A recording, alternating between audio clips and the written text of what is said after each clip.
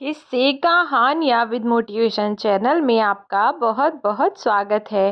दोस्तों, हमने कल पढ़ा था कि जब मीना जी के बेटे और उनकी बहू ने उन्हें कॉलेज का प्रिंसिपल बना देखा तो वो कैसे लालच के मारे उन्हें अपने साथ ले जाने की कहने लगे। और चलिए आइए आज जानते हैं इसके आगे क्या हुआ। मैंने कहा है क्या तुम लोगों के साथ जाने के लिए, जो तुमने मेरा हाथ पकड़कर मुझे घर ले जाने का पूरा मूड बना लिया। और वैसे भी अगर तुम्हारा मन मुझे ले जाने का है तो मैं इसमें कुछ नहीं कर सकती, क्योंकि मैं तो तुम जैसे लालची लोगों के साथ रहना नहीं चाहती।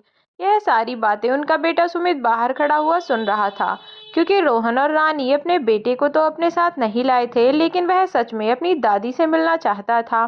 और वह यह भी जानना चाहता था कि क्या सच में प्रिंसिपल उसकी दादी है या नहीं। वह बेशक कितना भी बदतमीज और बिगड़ा हुआ था, लेकिन वह अपनी दादी से बहुत प्यार करता था, क्योंकि उसने बचपन से अपनी दादी को नहीं देखा था। लेकिन जैसे ही दादा दादी अपने पोते पोती को बहुत प्यार करते हैं, इस तरह पोते भी अपने दादा दादी को बहुत प्यार करते हैं। सुमित को जब उन लोगों की बात सुनकर यह पता चला कि सच में उसकी प्रिंसिपल ही उसकी दादी है, तो वह बहुत खुश हुआ। वह अंदर जाने ही वाला था, तभी मीना जी बोली, मुझे तुम लोगों के साथ नहीं जाना।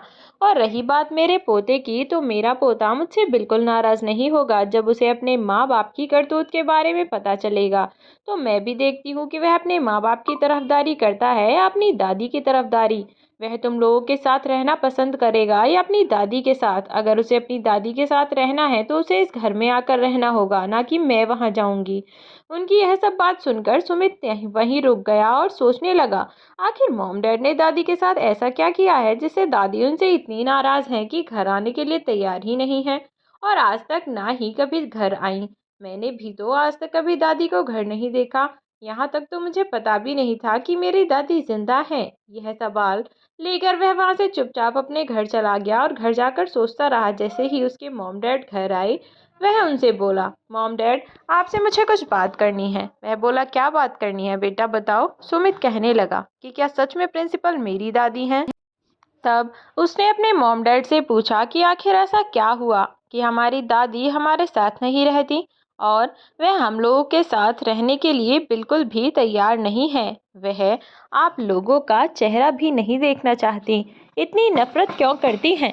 मुझे पता है आप लोगों ने ज़रूर कुछ ना कुछ तो ऐसा किया ही होगा जिससे दादी आप लोगों से इतनी ज़्यादा नाराज़ हैं, जिसकी सज़ा मुझे भी मिल रही है कि मैं अपनी दादी के साथ नहीं रह सकता, क्योंकि वह आप दोनों से बहुत नाराज़ हैं। मैं जानना चाहता हूँ, आखिर आपने ऐसा क्या किया था दादी के साथ कि वह आप दोनों का चेहरा एक पल भर के लिए भी नहीं देखना पसंद करती। अपनी बेटा सुमित के बहुत ज़्यादा फोर्स करने पर वह दोनों कहने लगे, हम तुम्हें सारी बात शुरुआत से बताते हैं। और उन्होंने अपने किए हुए सारे कांड अपने बेटे को बता दिए। जब उनके बेटे को पता चला कि उसके मॉम डैड ने उसकी दादी के साथ कितना बुरा व्यवहार किया है, वह उन दोनों से जितना प्यार करता था उससे दोगुनी नफरत करने लगा और बोला, दादी ने तो आपसे बात भी कर ली। अगर मैं होता तो आप लोगों की शक्ल तक नहीं देखता, और आज से मेरा और आपका कोई भी रिश्ता नाता नहीं है। मैं यह घर छोड़कर जा रहा हूँ। छी पापा, आपने लालच के चलते अपनी माँ को ही अपने घर से निकाल दिया। क्या पता तुम लालच में जाकर कल मुझे भी किसी को दे दो, या फिर आप लोगों की कुछ और ऐसे वैसे काम करने पर मैं ही आप लोगों को घर से बाहर निकाल दूँ। लेकिन मैं ऐसा कुछ नहीं करना चाहता, क्योंकि मैं आप जैसे लोगों के जैसा गिरा हुआ इंसान नहीं हूँ और ना ही बनना चाहता हूँ। क्योंकि आप लोगों ने इतना अच्छा काम तो नहीं किया कि मैं आपको माफ़ कर दूँ या फिर अपने गुस्से पर काबू कर सकूं। इसलिए बेहतर यही होगा कि मैं इस घर को छोड़कर चला जाऊं और अपनी दादी के साथ रहूं। अगर वह मुझे अपनाएंगी तो ठीक है, वरना मैं आप लोगों के साथ तो नहीं रहूंगा। जो भी होगा तब देखा जाएगा। और ऐसा कहकर वह घर छोड़कर चला गया। अब रोहन और रानी, जो कि बिल्कुल अकेले रह चुके थे, वह अपने बेटे को बहुत मनाने लगे और रोकने की कोशिश करने लगे, लेकिन उनके बेटे ने उनके साथ रुकने से साफ इनकार कर दिया और सामान लेकर अपनी दादी के पास जा पहुंचा। कहने लगा, दादी, मुझे सब पता चल गया है कि मॉम डैड ने आपके साथ क्या किया था। मुझे माफ़ कर देना दादी, मैं आपके लिए कुछ नहीं कर सका। लेकिन मैं यह सब जानने के बाद में उस घर में उन लोगों के साथ भी नहीं रह सकता कि जिन्होंने अपनी ही माँ के साथ इतना बुरा बर्ताव किया। तब उसकी दादी उसके पास आई और उसे गले लगाते हुए बोली, बेटा, इसमें तेरी क्या गलती है? तू क्यों मुझसे माफ़ी मांग रहा है? बस मैं इतना ही चाहती हूँ कि तू अपने बाप की तरह एक बदतमीज़ और बिगड़ा हुआ लड़का ना बने। इसलिए मैं तुझसे कॉलेज में डांटती भी हूँ कि हमेशा मस्ती करना या फिर हंसी मजाक करना अच्छी बात नहीं होती। अगर किसी इंसान को इन सब की लत लग जाए तो वह अच्छाई से कब बुराई की तरफ मुड़ जाता है, उसे भी नहीं पता चलता। उनकी बात सुमित को बहुत अच्छे से समझ आ गई थी और वह अपनी दादी से बोला, दादी मुझे माफ़ कर दो, पर आज के बाद मैं कॉलेज में कभी भी बदतमीज़ी नहीं करूँगा। हमेशा डिसिप्लिन में रहूँगा और आप जैसा भी कहेंगे वैसा ही करूँगा। क्या मैं आपके साथ हमेशा के लिए रह सकता हूँ क्या?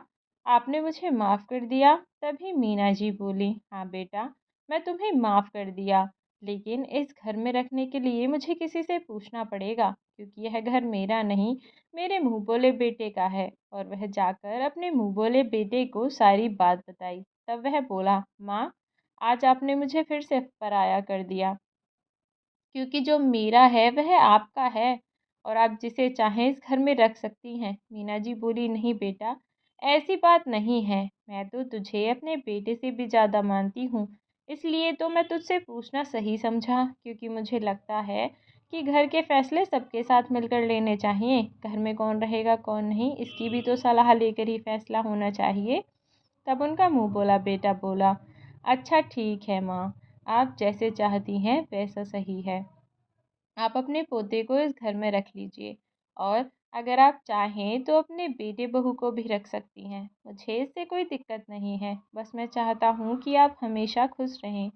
तब मीना जी बोली, नहीं बेटा, मुझे अपने बेटे बहू को यहाँ रखने की कोई ज़रूरत नहीं है, क्योंकि वह दोनों लालची भेड़िए हैं। उन्हें जितना मिलेगा उतना कम है।